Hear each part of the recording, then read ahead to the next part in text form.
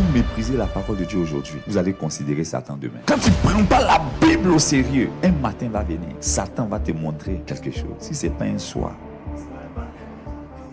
ce sera un matin.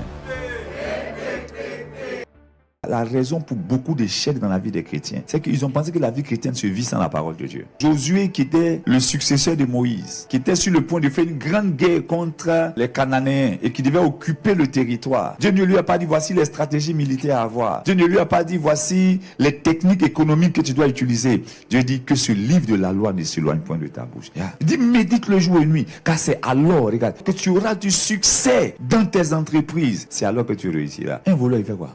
Un coiffeur, il fait quoi?